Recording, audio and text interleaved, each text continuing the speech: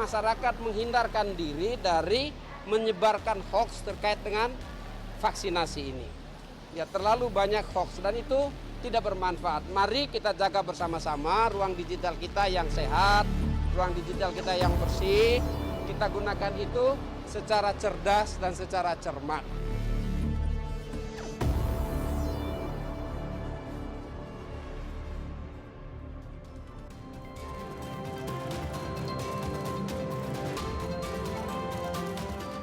Selamat siang. Di tengah gencar usaha pemerintah untuk mempercepat vaksinasi di tanah air, penyebaran hoax terkait vaksinasi, pandemi hingga penanganan COVID-19, faktanya masih banyak orang yang langsung percaya dan bahkan ikutan membagikan berbagai hal yang sebenarnya salah atau bahkan tidak jelas sumbernya. Berita hoax menjadi salah satu ancaman di tengah upaya penanganan pandemi COVID-19 di Indonesia. Dan sebagai masyarakat yang bijak, maka penting bagi kita semua untuk menyaring dan juga memastikan kebenaran berita dan juga informasi tersebut sebelum kita menyebarkannya. Dan untuk mengatasi penyebaran hoax terkait vaksinasi COVID-19, pemerintah sebenarnya sudah melakukan berbagai usaha, termasuk edukasi yang terus-menerus kepada masyarakat. Melawan hoax dan misinformasi vaksinasi COVID-19 menuju kesehatan pulih ekonomi bangkit, dan berikut informasi terkait hoax yang sudah kami rangkum sebelumnya.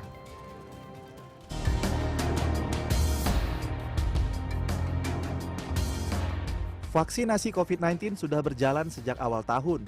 Namun hoax dan misinformasi terkait vaksin terus bermunculan dan menimbulkan keraguan hingga ketidakpercayaan pada sebagian masyarakat akan efektivitas vaksin. Penyebaran hoax pun terjadi melalui berbagai media, seperti aplikasi pesan singkat, sosial media, bahkan kanal-kanal pemberitaan yang tidak resmi. Tak sedikit orang yang mendapatkan informasi salah langsung menyebarkannya tanpa memeriksa kebenaran berita dan informasi tersebut.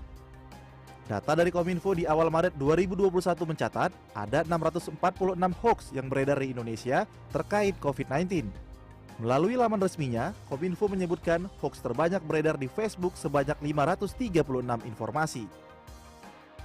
Sementara itu, terkait vaksin COVID-19, tercatat ada 117 informasi yang salah beredar di masyarakat. Buntut dari berita bohong di media sosial ini membuat masyarakat yang ragu bisa menjadi tidak mau melakukan vaksinasi. Padahal, vaksinasi sangat penting untuk melindungi masyarakat dari penularan COVID-19.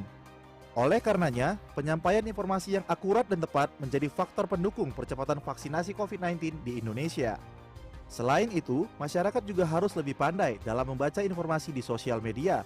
Jangan terkecoh dengan judul dan pastikan membaca informasi di laman-laman berita yang resmi dan bertanggung jawab.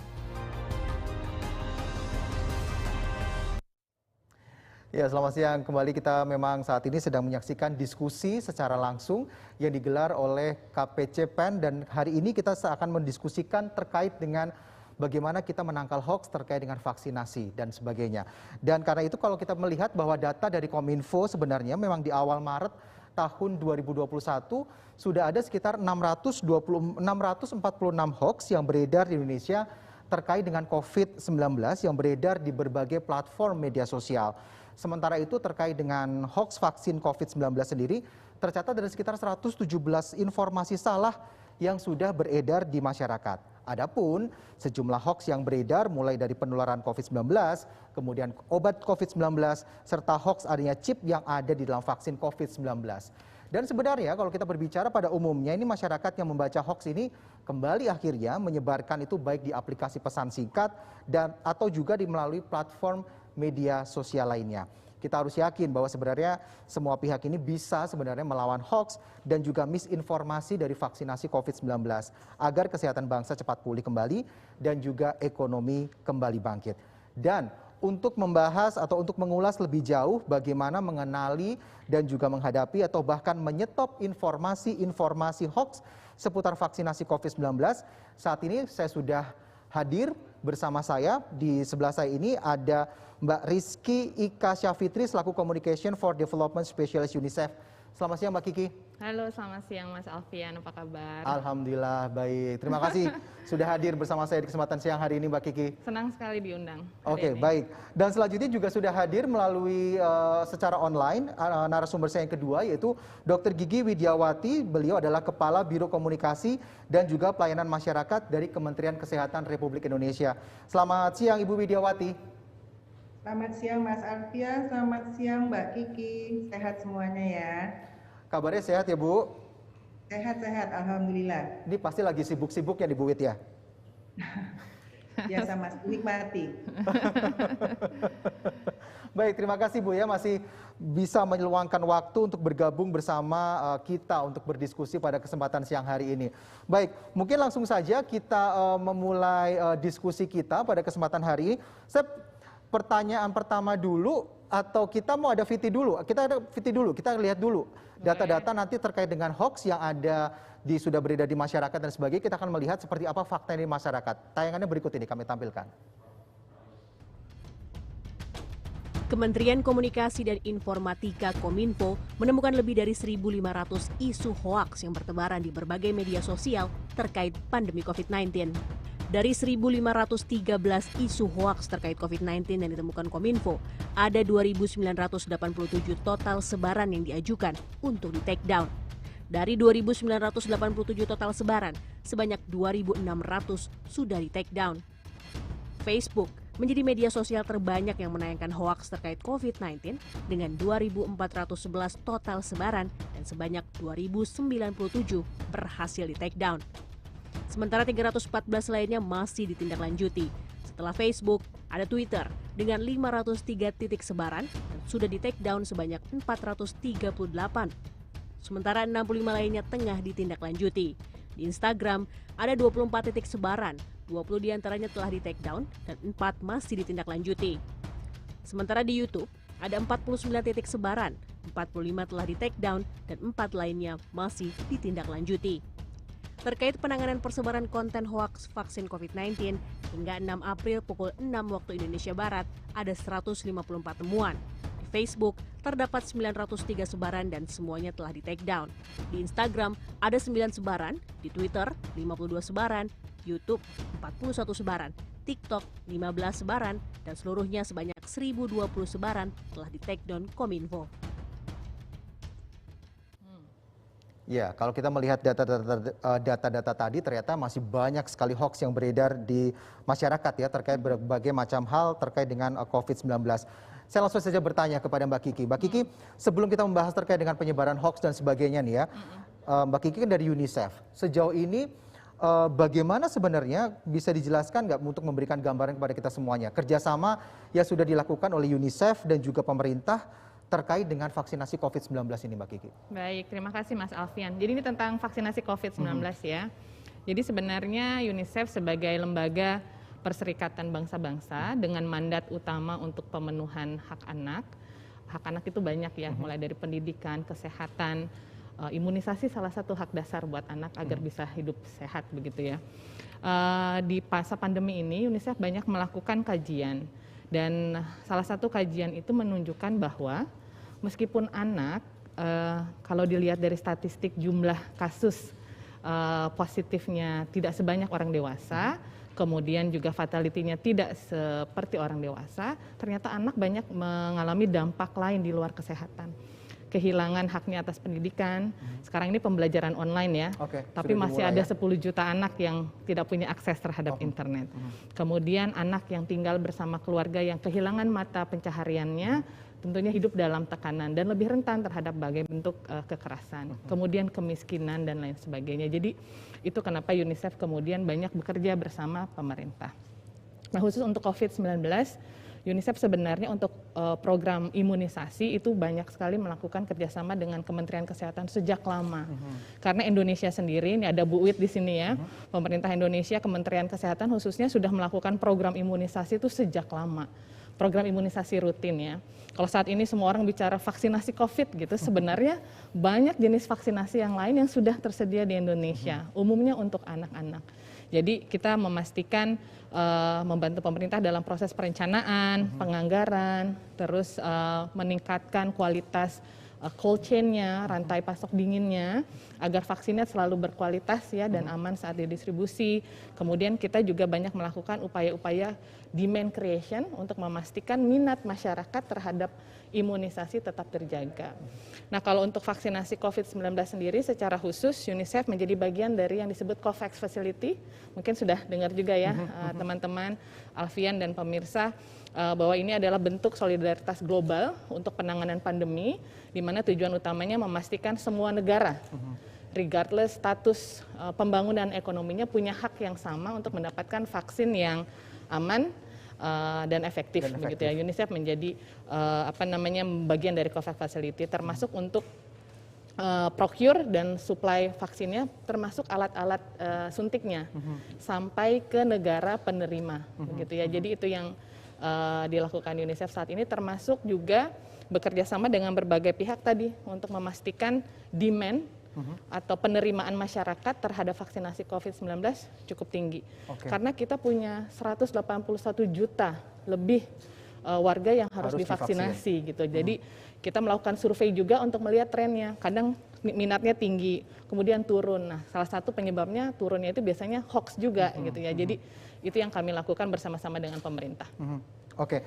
Jadi banyak hal sebenarnya sudah dilakukan oleh UNICEF sejauh ini ya, yang awalnya vaksin ke imunisasi kepada anak-anak sampai saat ini memastikan bahwa rantai vaksinasi COVID-19 ini bisa sampai kepada masyarakat dengan baik dan sesuai dengan yang diharapkan begitu. Ya. Baik, terima kasih Mbak Kiki. Saya langsung ke Bu Wit dulu. Bu Wit, kalau tadi Mbak Kiki sudah menjelaskan bahwa sebenarnya ketika akhirnya UNICEF sudah melakukan berbagai macam hal, termasuk juga tadi melakukan survei terhadap penerimaan atau acceptance dari masyarakat terkait dengan imunisasi atau vaksin COVID-19. Lalu pertanyaannya adalah sekarang bahwa kan ini terkait dengan persepsi ini, tadi hoax juga beredar dan sebagainya. Lalu bagaimana Bu Kementerian Kesehatan ini ketika akhirnya mendapatkan isu ada hoax yang beredar dan sebagainya? Langkah-langkah apa saja yang dilakukan oleh Kementerian Kesehatan sejauh ini Bu? Ya, terima kasih Mas Alfian, Mbak Kiki. Jadi kalau dari Kementerian Kesehatan memang kita tahu kalau banyaknya hoax itu kan antara lain mungkin disebabkan karena juga rendahnya tingkat literasi masyarakat Indonesia kan.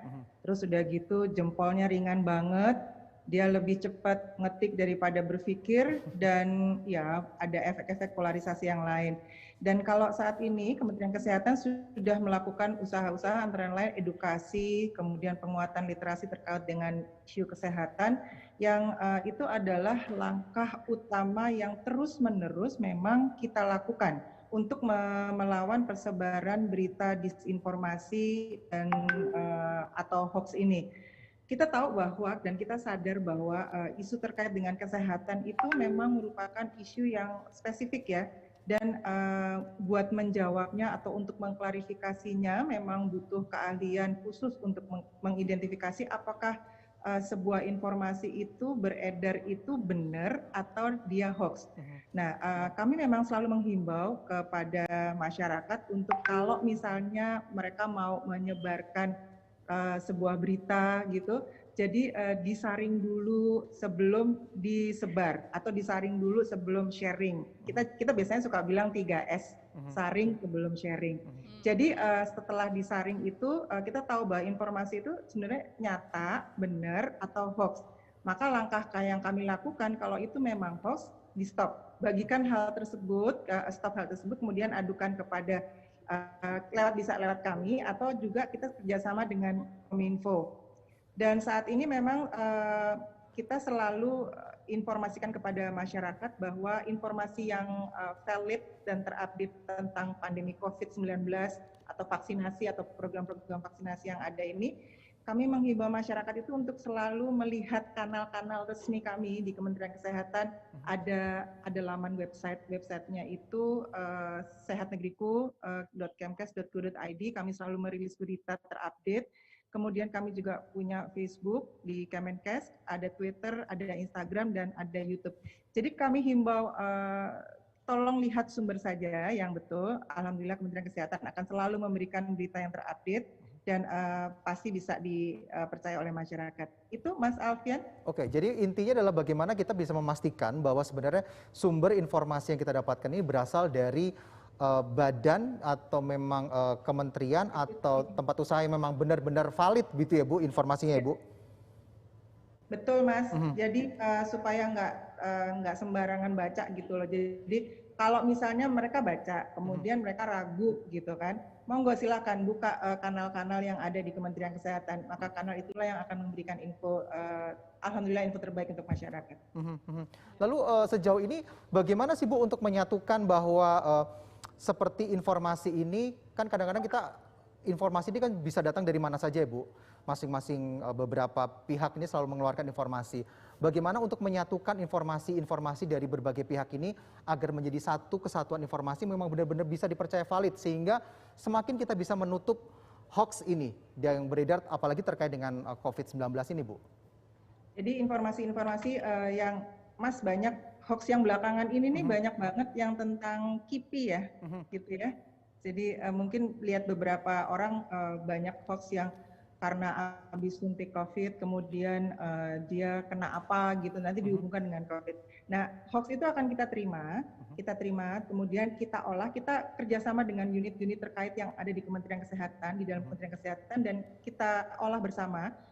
Apakah kita telusur, apakah ini betul atau tidak? Nah, kalau kan tadi saya bilang bahwa kesehatan itu perlu ahli untuk klarifikasi, ya kan? Jadi nggak dijawab gitu aja. Kita perlu telusur dulu, kita butuh data, kita butuh betul-betul valid berita itu. Kalau memang sudah betul, maka berita itu akan kita supaya enak media juga nyebarnya enak. Biasanya kita melakukan preskon, gitu ya. Preskon, kita undang media, kita luruskan berita-berita yang tidak betul atau hoax. Nah, nanti dari situ media akan terus menulis dan kami akan juga menulis berita dan kami juga akan membuat semacam infografis atau apa saja di kanal-kanal kami memberitahukan bahwa ini tidak betul, ini hoax atau ini memang benar-benar ada tapi tidak terkait dengan misalnya suntikan COVID gitu. Gitu Mas. Oke, baik Bu Wit. Saya kembali lagi ke Mbak Kiki. Mbak Kiki tadi kan sempat juga UNICEF melakukan survei ya, acceptance terhadap pemerintah. Terkait dengan hoax-nya itu sendiri. Biasanya hoax apa sih yang UNICEF sudah dapatkan gitu? Apa yang bisa mengerucut dari survei tersebut terkait dengan hoax, apalagi terkait dengan COVID-19 ini? Ya, terima kasih Mas. Jadi survei yang dilakukan itu di bulan September sebenarnya bersama dengan Kementerian Kesehatan juga. Ada ITAGI, ada WHO dan UNICEF di sana. Ini tentang penerimaan terhadap vaksinasi COVID. Itu di September ya, tahun lalu. Itu 65% masyarakat bilang bersedia divaksin. Sekitar 27% ragu-ragu, swing voter gitu, belum memutuskan. Ini yang harus dieduket sebenarnya. Harus diedukasi. Sebagian kecil yang menolak. Kalau ditanya kenapa menolak, selalu alasannya itu keamanan dan efektivitas vaksin. Ini ada satu lagi tentang isu yang terkait dengan status halal haramnya sebuah vaksin. Jadi nggak jauh-jauh dari itu sebenarnya.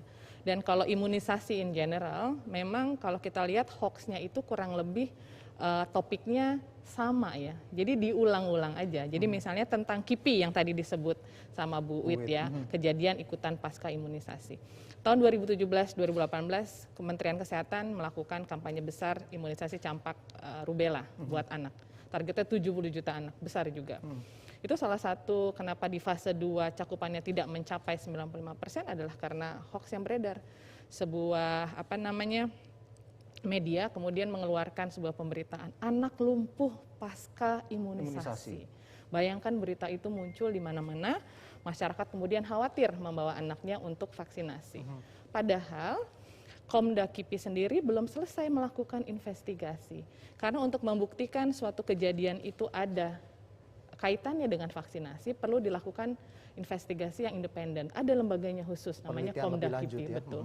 Jadi bayangkan media sudah mengambil kesimpulan seperti itu, padahal ternyata akhirnya hasilnya menunjukkan bahwa itu tidak ada kaitannya. Tapi damage-nya sudah terlanjur ya. Dan masalahnya dengan hoax begini Mas, itu kalau menyebar dalam waktu 24 jam, ini ada data ya yang menunjukkan, itu bisa sampai ke level 10 tingkatan dalam waktu 24 jam. Tapi kalau klarifikasinya dalam waktu yang sama nggak akan bisa mencapai level itu. Jadi ini beratnya. Jadi hoax ini sebenarnya udah nggak bisa lagi ditangani business as usual. Ini bukan main-main. Ini risikonya, ini dampaknya nyawa. Orang kehilangan haknya atas imunisasi, atas pelindungan diri. Kita bisa mengalami wabah, kita bisa tidak mencapai herd immunity karena hoax. Makanya penanganannya juga harus komprehensif ya kalau hoax ini dari hulu ke hilir gitu. Di hulunya tuh edukasi masyarakat. Tadi Bu Wit juga udah cerita, masyarakat harus dibekali dengan kemampuan digital ya. Literasi digital Di itu literasi ya. digital, bahwa tidak semua yang ada di internet itu benar, gitu ya. Biasakan menggunakan sumber-sumber yang dipercaya. Proses ini panjang, Mas. Yang namanya edukasi masyarakat, kita populasinya 270 juta ya. Perlu waktu panjang.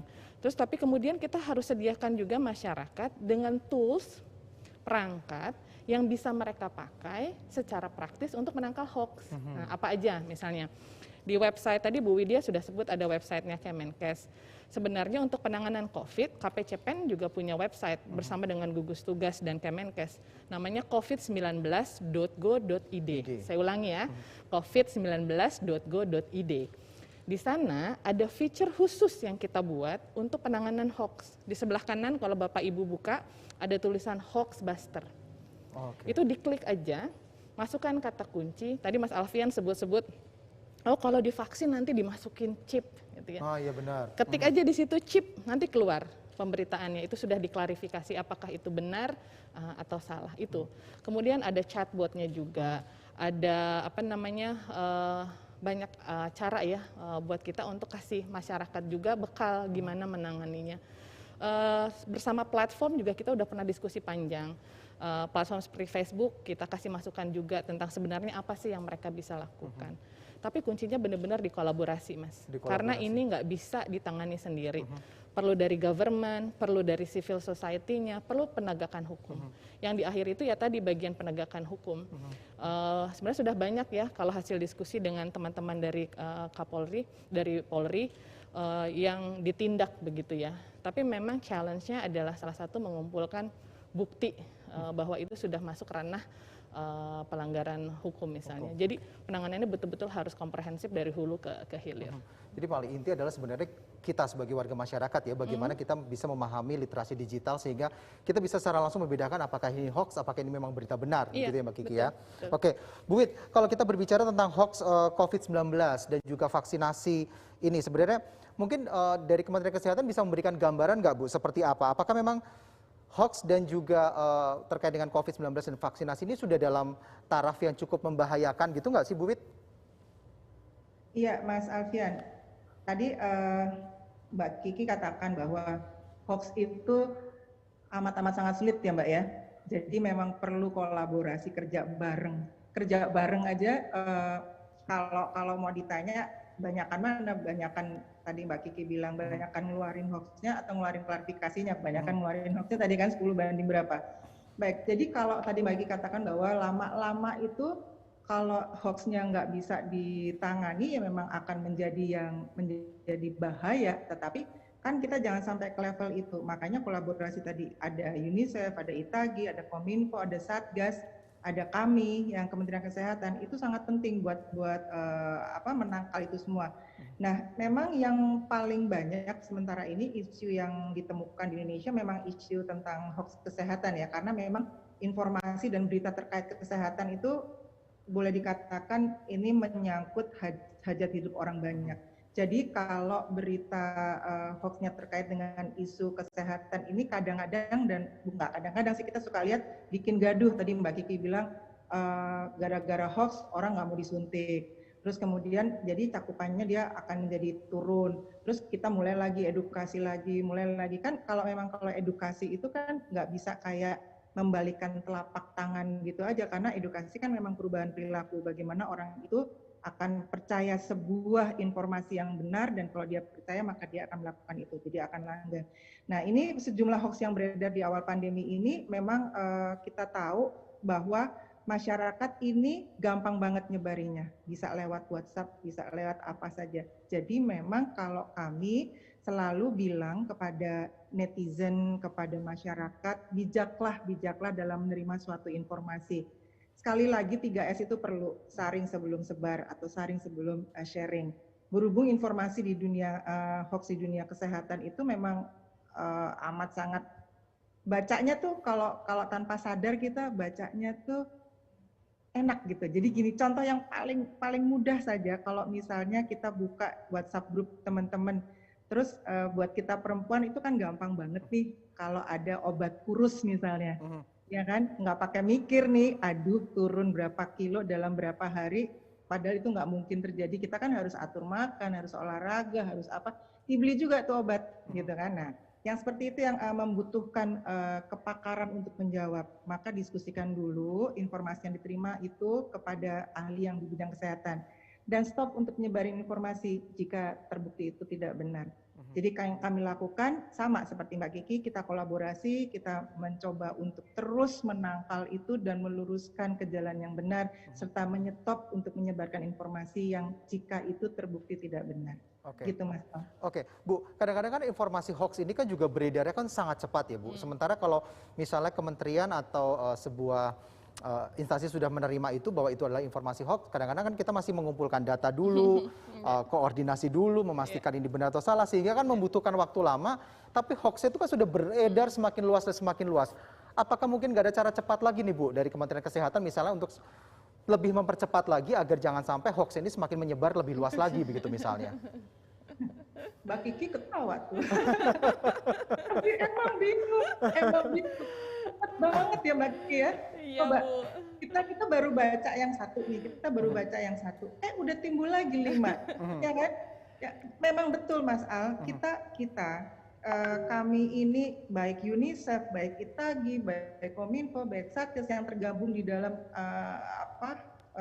kolaborasi hoax ini, kepinginnya sih satu kita jawab langsung, itu kepingin banget. Tapi nggak mungkin kan, sekali lagi saya katakan tadi bahwa jarinya orang itu ringan banget, lebih cepat nyebarin ketimbang berpikir. Nah, tapi tetap aja selama ini kita akan berusaha semaksimal mungkin untuk menangani itu semua.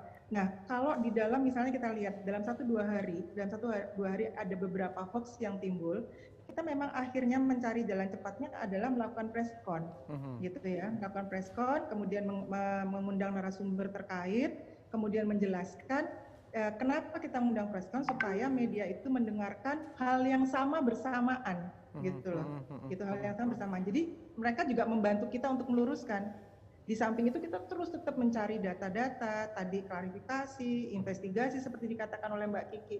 Itu jalan terus. Nanti kalau ada penemuan dan kalau ada memang jawabannya lurus, kita akan beritakan lagi jawaban itu. Tapi ya emang kejar-kejarannya cepetan hoaxnya ya Mbak Kiki ya daripada. Oke, kalau Mbak Kiki sendiri gimana Mbak terkait dengan hal itu?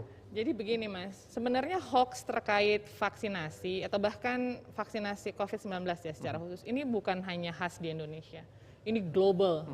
Bahkan WHO sendiri, Badan Kesehatan Dunia, itu menempatkan hoax atau misinformasi sebagai salah satu global threat, ancaman global untuk kesehatan, untuk public health gitu. Karena ini memang sudah serius. Jadi berbagai upaya penanganan hoax ini kemudian memang menjadi prioritas saat ini.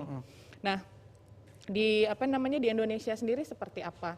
Ini teman-teman di bawah KPCPEN, Kemenkes, Satgas sampai bikin satu task force sendiri Mas untuk menangani hoax.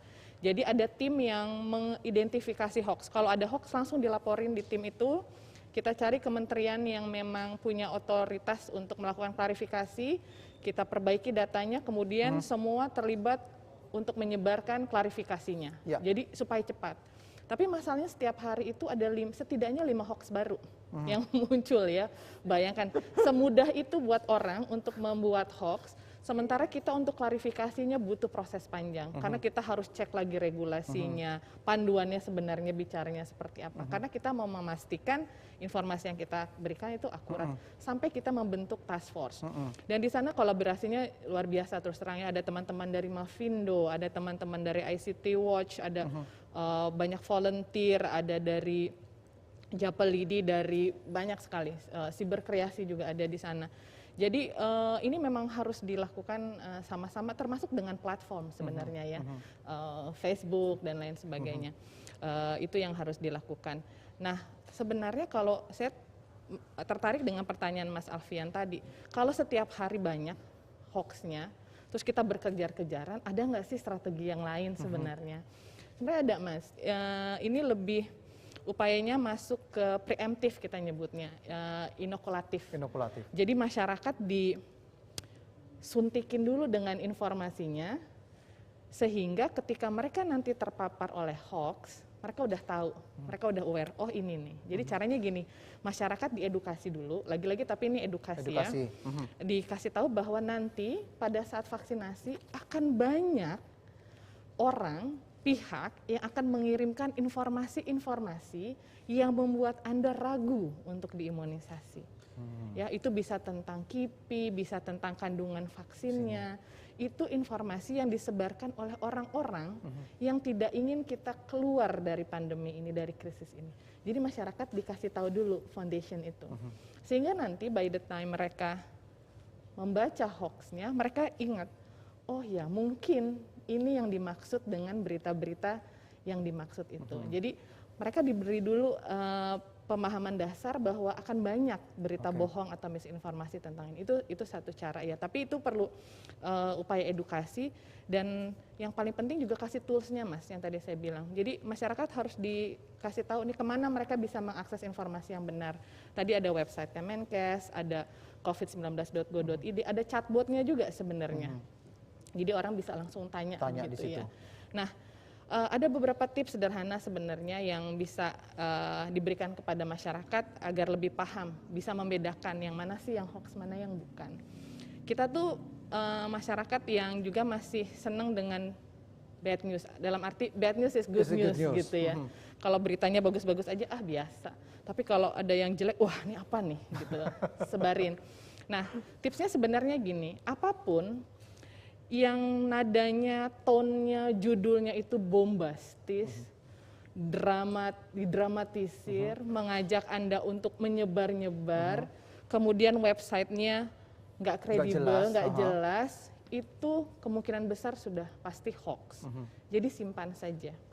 Kesalahan kita, seringkali kita nggak sadar, kita ikut menyebarkan hoax, kita dapat berita nih, terus saya ragu, saya tanya ke grup sebelah, ini ada berita, bener nggak ya? Nanti di grup itu sebar lagi ke grup berikutnya. Akhirnya sadar tidak sadar kita ikut menyebarkan berita itu. Jadi yang tadi Bu Widya bilang 3S ya Bu, saring sebelum sharing, sharing sebelum sebar. Jadi kalau ragu sudah keep it for yourself, simpan aja atau hapus langsung, gitu. Karena itu pasti hoax gitu ya. Apalagi kalau Anda tidak bisa menemukan rujukannya di sumber-sumber informasi yang terpercaya. Jadi melatih masyarakat melakukan itu menjadi penting karena kita juga berlomba sebenarnya dengan banyaknya hoax yang ada. Jadi betul-betul Mas harus komprehensif dan harus kolaborasi semua pihak. Semua pihak gitu ya. Oke. Nah, Bu Wid, kalau tadi Mbak Kiki kan sempat ngomong bahwa dasarnya itu adalah memberikan edukasi kepada masyarakat ya, memberikan pemahaman dasar terlebih dahulu. Tentu saja dalam hal ini kan kita wajib memberikan namanya sosialisasi. Program apapun harus kita sosialisasikan dengan baik kepada masyarakat dan sebagainya, sehingga mungkin hoax ini bisa segera ditangkal gitu ya, kalau pemahaman dasar atau edukasinya itu sudah benar. Sejauh ini bentuk atau langkah-langkah yang sudah dilakukan oleh Kemenkes sendiri seperti apa Bu untuk memberikan pemahaman dasar kepada masyarakat ini, bahwa untuk semakin memastikan bahwa masyarakat harus pintar bahwa ini adalah hoax, ini bisa membedakan ini hoax, ini benar dan sebagainya itu Bu. Edukasinya seperti apa Bu? Iya, jadi nambahin Mbak Kiki tadi ya Mas Al ya. Tadi Mbak Kiki mengatakan bahwa kalau hoax itu sebetulnya agak gampang dilihatnya. Misalnya viralkan, terus sebarkan gitu. Tapi kan kita sering lihat nih kalau kita dapat WhatsApp-an, kalau kita mungkin udah tahu ya Mbak Ki ya, bentuknya hoax seperti apa kan. Dia tuh gaya tulisnya heboh gitu kan, gaya tulisnya heboh, berantakan, yang pasti dia pakai huruf kapital, terus di bold pakai tanda seru, ya kan, ya Mbak ya, Mbak Kiki ya, Betul, di bold pakai tanda seru tuh ya, pakai huruf kapital, terus udah gitu sumber informasinya nggak jelas, bukan dari website resmi pemerintah atau kolaborasi pemerintah, atau nggak ketahuan dari media yang kredibel, penulis dan narasumbernya juga nggak jelas, pokoknya asal nulis aja. Terus yang paling penting tadi yang dikatakan oleh Mbak Kiki, kalimatnya ajakan tuh, sebarkan, viralkan, jangan berhenti di Anda loh, harus diterusin loh, gitu loh. Nah, iya kan gitu kan? Terus informasi hanya muncul di satu media aja, tidak di media lain. Nah, kalau selama ini Kemenkes memang kalau kami dari Biro Komunikasi memang memberikan informasi-informasi melalui kanal-kanal kami sebarkan beberapa edukasi melalui sosialisasi tulisan kalau hoax nih gini loh, ada gini-gini kita tulis, kemudian kita sebarkan melalui infografis, kemudian kita sebarkan juga melalui kanal kami yang lain, ada Twitter, itu berulang kami sebarkan. Jadi kami membuat sebuah edukasi melalui tulisan untuk diangkat di kanal-kanal kami. Terus kemudian juga ke komunitas-komunitas bahwa nih kalau hoax nih begini, edukasi itu yang kami berikan. Juga kepada teman-teman yang lain kami berikan pelatihan-pelatihan kalau hoax itu gimana, cara menangkalnya, terus kemudian telusurnya gimana, itu yang kami lakukan. Dan tentu kami akan juga menggandeng institusi atau lembaga yang lain. Nggak mudah buat ini loh, buat kadang-kadang juga sebetulnya kita sendiri nggak jelas ini hoax apa enggak, karena ada juga yang udah pinter nulisnya nggak kayak gitu, tapi memang masih banyak sih ya Mbak Kiki ya, ada yang nulisnya nggak gitu, tapi masih banyak kalau kita tahu bahwa oh ini hoax, karena setelah kita turunin ke bawah, oh nggak ada ini, nggak ada itu, nggak ada apa gitu aja, jadi nggak usah ditanya ini hoax apa, oh pasti hoax nih gitu. Nah yang suka salah adalah kalau dia tulis seperti tulisan kita, itu yang kadang-kadang kita harus telusur kembali, karena udah muncul nih beberapa ya Mbak Kiki ya, yang seperti itu udah muncul, sehingga kami ini langsung saya tanya ke UNICEF, saya tanya ke IKI, ke Kominfo, ke apa segala macam, yuk ini bener nggak sih, nanti disebar, nanti kita bahas bareng seperti kata Mbak Kiki bahwa kita punya task force, kita punya grup tentang hoax. Nah itulah ada satu masalah kita selesaikan di situ, baru abis itu kita sebarkan. Oke, Mas. Ya, kalau Kemenkes sendiri untuk menangkal hoax ini juga apakah kadang-kadang kan kalau kita lihat penyebaran informasi lewat media sosial kan informasi yang disampaikan melalui sebuah bentuk infografis itu kan kadang-kadang lebih menarik untuk dilihat ya, secara tampilan untuk kita dipahami dan sebagainya. Apakah dan juga mungkin menggandeng influencer gitu misalnya, menggandeng orang-orang yang dianggap dipercaya oleh orang untuk menyebarkan berita-berita baik begitu. Apakah Kemenkes dalam hal ini juga akan semakin lagi menggencarkan termasuk dengan menggait influencer, kemudian membuat bentukan-bentukan sosialisasi dalam bentuk infografis dan sebagainya, seperti itu Bu Wit? Sejauh ini kita sudah lakukan beberapa terkait dengan vaksinasi, kemudian imunisasi kita juga pakai. Kita pakai dokter Dirga itu yang untuk menjelaskan, itu juga penjelasannya dia cukup memberikan motivasi kepada masyarakat, oh vaksinasi itu ayo diikutin loh, bagus loh, nggak apa. Beberapa sudah kita pakai juga Mas Al. Kemudian juga kita tentu yang lain-lain saya akan kolaborasi juga misalnya dengan infografis, kita juga mungkin akan bikin dengan TikTok, kemudian pokoknya yang milenial coba kita ikutin, karena yang seperti itu yang mudah, yang lebih gampang ditangkap oleh masyarakat. Jadi mungkin agak lebih banyak, karena kalau model-model gitu kan nggak boleh sekaligus gede gitu nulisnya, tapi sedikit-sedikit, cuman itu nempel dan berulang gitu. Jadi ada satu isu misalnya kita akan lempar, ada satu edukasi kita akan lempar, itu berulang dengan berbagai model variasi. Kemudian bisa juga kita ambil orang yang lain juga untuk untuk mengisukan hal-hal positif tersebut. Jadi memang kalau menurut UNICEF sendiri infografis dan influencer tuh cukup efektif nggak Mbak untuk menangkal berita-berita hoax seperti itu? Iya, jadi begini Mas, lagi-lagi kita semuanya harus berdasarkan data ya. Kita melakukan survei juga di UNICEF lewat Nielsen Omnibus Survey. Jadi Nielsen tuh punya rutin survei per kuartal yang kita bisa nitipin pertanyaan. Kita tanya sebenarnya berapa banyak yang masyarakat merasa dirinya menerima hoax, ya. Ternyata masih sekitar 25% merasa dirinya tidak pernah menerima hoax. Bayangkan, itu artinya apa? Itu artinya ketika dia menerima hoax, dia bahkan nggak tahu bahwa itu adalah hoax. Jadi dia yakin sekali semua informasi yang dia terima itu adalah benar, apalagi yang bersumber dari internet. Jadi media sosial, internet di satu sisi memang menjadi pilihan masyarakat untuk mengakses informasi, tapi di sisi lain itu juga menjadi platform kanal di mana banyak sekali misinformasi beredar gitu. Jadi lagi-lagi baliknya tadi ke edukasi dan memberikan tools kepada masyarakat untuk tahu kemana mencari informasi yang benar gitu ya, itu pertama.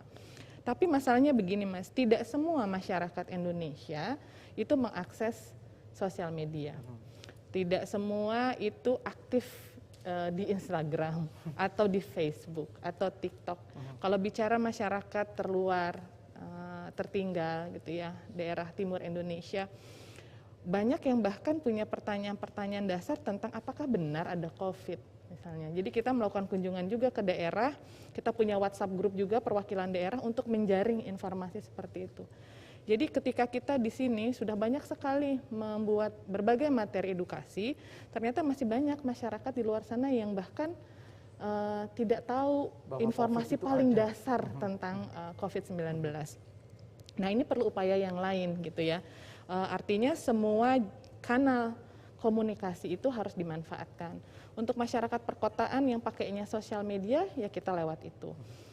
Influencernya ya influencer yang memang diterima oleh masyarakat perkotaan dengan status sosial ekonomi tinggi misalnya.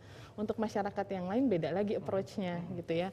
Makanya yang namanya interpersonal communication, relawan yang langsung terjun ke lapangan itu juga penting untuk dibekali dengan ilmu seperti ini. Kemarin Bu Widya dari Kementerian Kesehatan bersama dengan pusat pelatihan Kemenkes kerjasama juga sama KPCPEN dan UNICEF melatih 92.000 vaksinator yang akan berhadapan langsung nih dengan masyarakat dengan kemampuan atau skill untuk komunikasi efektif, komunikasi interpersonal. Jadi meyakinkan masyarakat agar mau divaksin, agar tahu apa yang harus dilakukan ketika mengalami demam misalnya setelah vaksin, hal-hal seperti itu. Jadi yang interpersonal ini perlu dilakukan. Karena survei kita juga menunjukkan masyarakat yang tidak mengakses sosial media juga tahu tuh hoax-hoax yang beredar itu. Mereka juga ngomong tentang adanya chip, mereka juga ngomong tentang bahan-bahan yang ada di vaksin. Mereka dapatnya nggak dari sosial media, dia dapatnya dari orang lain yang mengakses sosial media gitu. Jadi penting untuk menyadari bahwa Indonesia ini luar biasa ya. 17.000 pulau. 17.000 pulau dari Sabang sampai Merauke dengan berbagai karakteristik, gitu ya? betul. Jadi strateginya memang harus betul-betul segmented, menyasar audiens yang tepat dengan caranya. Saya mau sampaikan satu hal Mas.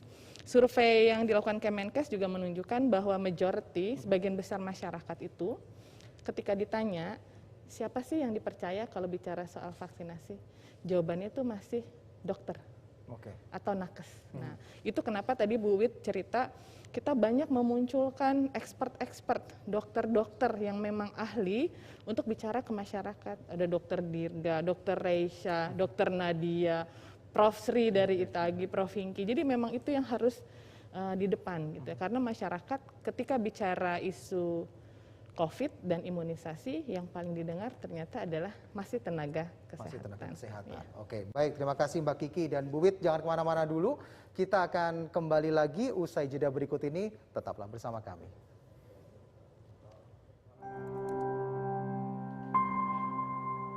Selain virus yang mengancam, ada bahaya lain yang mengintai, yang memicu kebingungan.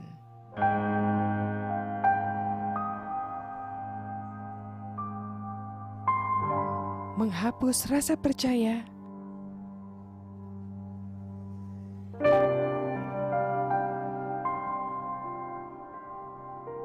membunuh optimisme.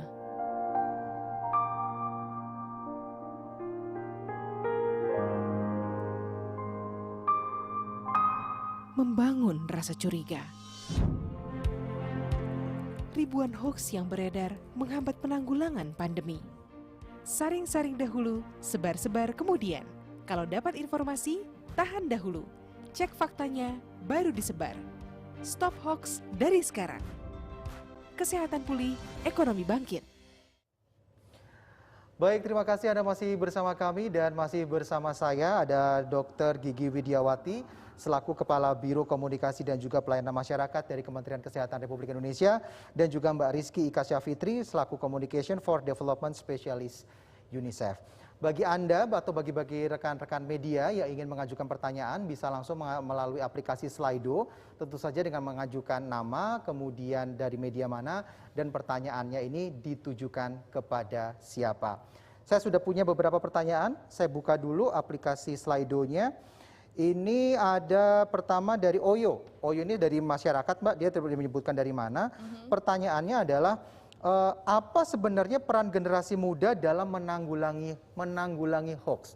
Kan UNICEF bekerjasama dengan menangani juga masalah anak muda dan sebagainya kan. Jadi bagaimana caranya nih, Mbak? Baik, Oyo, terima kasih pertanyaannya. Salam kenal juga. Senang sekali pertanyaannya tentang generasi muda ya.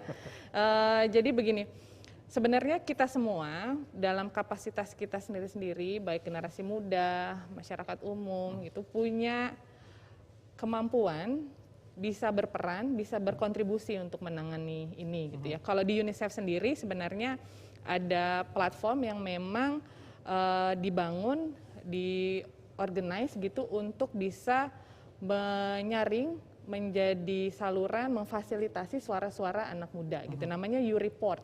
Ya ada websitenya juga. Jadi teman-teman remaja, anak muda yang mau bergabung ke YouReport silahkan bisa kunjungi websitenya di UNICEF dan ada website YouReport-nya juga. Jadi di sana teman-teman bisa sampaikan aspirasinya, bisa sampaikan ide-idenya. Kadang-kadang kalau dari anak muda, untuk anak muda lebih paham ya bahasanya, stylenya gitu ya. Mungkin edukasinya mungkin lewat lagu, Mbak, lewat TikTok yang pakai gerakan gitu ya. Mungkin orang lebih bisa ingat gitu ya. Kalau komunikasi kan ilmunya ini ada Mbak Pinta di sini. Katanya harus subtle gitu ya. Orang belajar tanpa merasa digurui, orang belajar tanpa merasa diajari gitu ya. Nah, anak-anak muda biasanya pendekatannya harusnya seperti itu gitu ya. Nah, apa perannya anak muda ini? Aktif sekali kebetulan di sosial media. Tadi ikut sebarkan informasi yang benar. Pastikan Anda mengakses informasi di sumber-sumber yang bisa dipercaya. Pastikan Anda punya itu dan tahu itu. Misalnya covid19.go.id. Saya ulang-ulang ini, Mas, karena apa? Di penanganan COVID ini, website ini kapal induknya. Dari website ini berbagai informasi itu diamplifikasi ke sosial media, ada SMS blast-nya juga loh. Ini kontribusi dari banyak teman-teman telco provider ya, ada Telkomsel, ada Indosat, ada Excel macam-macam di sana. Itu diamplifikasi ke berbagai kanal. Terus di situ juga udah banyak feature yang memudahkan orang untuk mencari informasi. Kalau mau hoax ada feature Hoaxbuster. Mau cari vaksinasi ada satu dedicated section tentang vaksinasi. Jadi semuanya ada di sana. Terus yang kedua, biasanya anak muda di rumah nih bisa bantu untuk educate orang tua yang di rumahnya. Jadi banyak juga yang temuan yang menunjukkan berbagai hoax ini disebarkan oleh usia tertentu yang memang literasi digitalnya tidak sebaik anak-anak muda. Jadi kalau punya orang tua yang suka nyebar-nyebarin berita di WhatsApp group, nah anak-anaknya ini punya peran untuk mengedukasi. Jadi kalau kita semua bisa edukasi orang tua kita sendiri, lumayan ya, banyak nanti yang bisa diedukasi. Dikasih tahu tadi tanpa harus menggurui, Mah, Pah gitu, kalau mau tahu informasi yang benar ini ada websitenya. Kalau mau ngecek ini ada chatbotnya. Kalau mau baca berita ini sumbernya gitu. Jadi edukasilah orang-orang di sekeliling kita gitu ya yang memang dekat dan bisa kita akses. Jadi nggak perlulah yang buat rencana yang luar biasa begitu muluk-muluk. Lakukan di lingkungan Anda sendiri gitu, dan kalau semua orang melakukan itu, saya yakin itu akan kontribusi besar untuk penanganan hoax ya. Tadi salah satunya yang anak-anak muda bisa lakukan upaya preemptif tadi. Bisa jelaskan tuh ke orang tuanya, ke teman-temannya bahwa akan banyak sekali berita yang tidak benar yang beredar tentang vaksinasi COVID-19. Itu diedarkan oleh orang-orang yang tidak bertanggung jawab, yang ingin kita tidak keluar dari krisis ini. Jadi nanti kalau bapak ibunya, pamannya, tantenya dapat hoax, mereka sedikit banyak sudah aware ya gitu. Tapi anak mudanya juga harus membekali diri, harus tahu kemana mencari informasi gitu ya. Oke, kalau dari Bu Wit ada yang bisa ditambahkan bukan Bu dari pihak Kementerian Kesehatan terkait dengan bagaimana caranya peran generasi muda ini dalam menanggulangi hoax, Bu? Ya, Saya setuju banget sama Mbak Kiki karena memang itulah yang dilakukan. Kita lebih merangkul generasi muda ya. Karena kan saat ini yang bermain di medsos itu banyakannya generasi muda. Tadi seperti kata Mbak Kiki bahwa diberikan edukasi, diberikan berita-berita yang betul. Iya betul memang. Jadi kalau dari Kemenkes kita nih membuat berita-berita atau informasi-informasi yang memang arahnya ke kawula mudanya, supaya kan yang kawula muda yang lihat-lihat medsos, ya itu nanti diajarkan kepada orang tuanya. Mudah-mudahan kalau ada seperti itu sedikit demi sedikit dari satu rumah ke rumah lain akan terus bergulir sehingga hoaxnya bisa ditangkal. Cuman memang tidak mudah untuk melakukan itu, edukasi terus-menerus itu yang memang harus terus dilakukan, dan sasaran tembaknya tadi seperti kata Mbak Kiki, kita juga ngelihat kebutuhan yang mana setelah kita lewati penyaringan data, terus modelnya kayak gimana. Karena kita kalau mau nyebar kayak gitu juga mesti lihat diterima nggak sama mereka bentuknya. Apakah bentuknya misalnya kalau kan ada waktu itu beberapa kita kasih kartun atau kita kasih video pendek atau apa. Itu juga hasil dari survei. Yang mana yang bisa nyangkut di anak muda. Nah nanti untuk disebarkan pada keluarganya. Itu. Oke, baik, terima kasih Bu Wit. Ini selanjutnya masuk dari aplikasi Slido juga, dari Dio Bu, dari CNN Indonesia. Ini pertanyaan kepada Bu Wit, apa pengaruh sosial ekonomi dalam penerimaan vaksin COVID-19 nih Bu? Sosial ekonomi kalau diarahkan dengan edukasi, memang mungkin ada satu yang harus kita edukasi lebih dalam kepada teman-teman yang ada di sosial menengah ke bawah mungkin ya. Kita harus edukasi melalui tokoh agama, kemudian apa gitu, supaya mereka tahu bahwa vaksinasi dan COVID-19 itu sangat berhubungan. Vaksinasi itu untuk membantu mereka meringankan gejala-gejala. Jadi vaksin itu bukan untuk gini. Kan orang kalau pikirannya divaksin terus kemudian udah pasti semuanya akan sembuh. Enggak, vaksin itu hanya mengurangi kalau misalnya kena tidak parah. Jadi kalau misalnya kita sudah divaksin, kita akan bisa beraktivitas, tetapi tetap dengan 3M, dan aktivitas itu juga misalnya dia bergerak di perekonomian atau gimana, misalnya dia jualan atau dia apa, maka itu akan bisa nanti dia akan bisa beraktivitas kembali. Tetap prokes 3M atau 5M saat ini itu harus dilaksanakan. Mempengaruhi betul iya, karena kalau kita enggak vaksin, maka ya pandeminya nggak akan hilang-hilang. Kalau pandeminya hilang, maka ekonominya akan bergerak maju lagi, dan maju lagi. Itu Mas Al. Oke, baik. Terima kasih Bu Wit. Itu tadi 2 pertanyaan dari rekan-rekan media yang sudah masuk melalui aplikasi Slido. Dan yang jelas jangan kemana-mana, kita akan jeda terlebih dahulu. Pastikan Anda tetap bersama kami. Selain virus yang mengancam, ada bahaya lain yang mengintai, yang memicu kebingungan, membunuh optimisme, membangun rasa curiga. Ribuan hoaks yang beredar menghambat penanggulangan pandemi. Saring-saring dahulu, sebar-sebar kemudian. Stop hoaks dari sekarang. Kesehatan pulih, ekonomi bangkit. Baik, terima kasih Anda masih bersama kami, dan kini saatnya sudah masuk di bagian akhir dari diskusi kita pada kesempatan siang hari ini. Mungkin sebelum kita closing, saya minta ada closing statement terlebih dahulu dari Mbak Kiki dan juga dari Bu Wit. Saya ke Bu Wit terlebih dahulu deh Bu Wit. Bu Wit, ada closing statement yang bisa disampaikan di akhir penghujung diskusi kita hari ini Bu. Baik, terima kasih Mas Al. Jadi intinya adalah kami menghimbau kepada masyarakat untuk mengadukan informasi hoax itu, khususnya terkait dengan saat ini kita ke pandemi COVID-19, dan program vaksinasi nasional itu bisa ke kami di hotline 119 extension 9 atau di 1500567, atau bisa juga ke Kementerian Kominfo atau kemana saja. Nanti biasanya itu kan kita satu kolaborasi, mudah-mudahan kita bisa menangani. Jadi sekali lagi tolong kembali baca, saring sebelum sharing, itu penting banget. Itu Mas. Oke, baik, terima kasih Bu Wit. Jadi intinya adalah saring before sharing gitu, atau saring sebelum sharing gitu ya, kita sebarkan. Kalau dari Mbak Kiki, closing statementnya Mbak Kiki bisa disampaikan kepada kita semuanya. Baik, terima kasih Mas Alfian. Jadi pertama saya mau mengingatkan bahwa pandemi ini itu dampaknya kita alami semua. Kita, saya, Anda semua di rumah. Sampai hari ini data menunjukkan sudah lebih dari 40.000 orang meninggal dunia di Indonesia. Dan itu bukan sekedar angka, bukan sekedar statistik. Itu adalah keluarga kita, mungkin ayah ibu kita, anak-anak kita, para dokter, perawat yang bekerja merawat orang-orang sakit. Jadi saya mau mengingatkan kembali bahwa banyak orang kehilangan pekerjaan, banyak usaha tutup, banyak orang jatuh miskin, banyak orang mengalami kesulitan, banyak anak-anak sampai kurang gizi di masa pandemi ini. Jadi ini kita rasakan semua. Dan cuma kita kemudian yang bisa merubah situasi ini. Kita tuh artinya kita semua sama-sama gitu ya.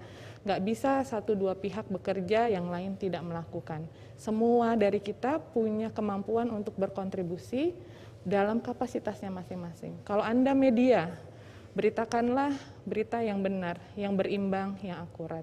Tadi kalau Anda remaja, edukasilah orang tua Anda. Kalau Anda petugas kesehatan, yakinkan terus masyarakat. Kalau ke Anda masyarakat umum, tadi kalau dapat berita yang Anda tidak yakin kebenarannya, tidak perlu disebar-sebar. Tahan, edukasi diri Anda, cari informasi di sumber yang benar.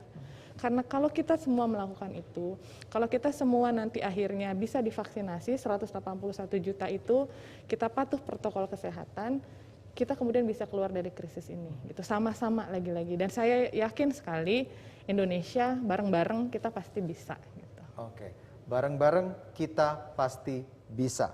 Baik, terima kasih Mbak Rizky Ika Syafitri, Communication for Development Specialist dari UNICEF, dan juga Ibu Dr. Gigi Widiawati, MKM, selaku Kepala Biro Komunikasi dan juga Pelayanan Masyarakat Kementerian Kesehatan Republik Indonesia, sudah bergabung bersama kami dan juga sudah sharing semuanya.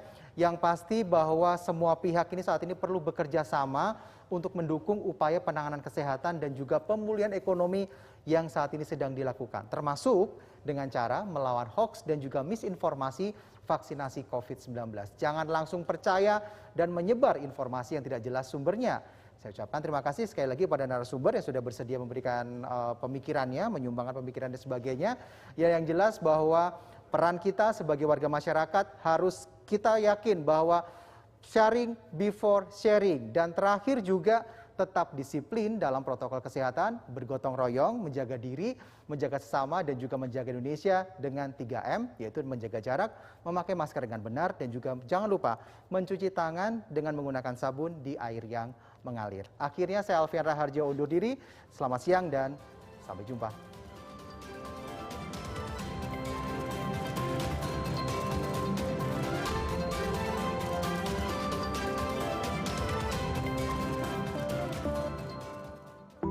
Tak perlu kau resah, jangan kau sesah, karena ini semua melangkah bersama, saling menjaga, taklukkan problema. Oh, kita pasti bisa, bangkitlah kesehatan ekonomi Indonesia. Bersabar bersyukur di sini, vaksin akan tiba untuk lindungi kita. Kita sehat, semua hebat, bahagia.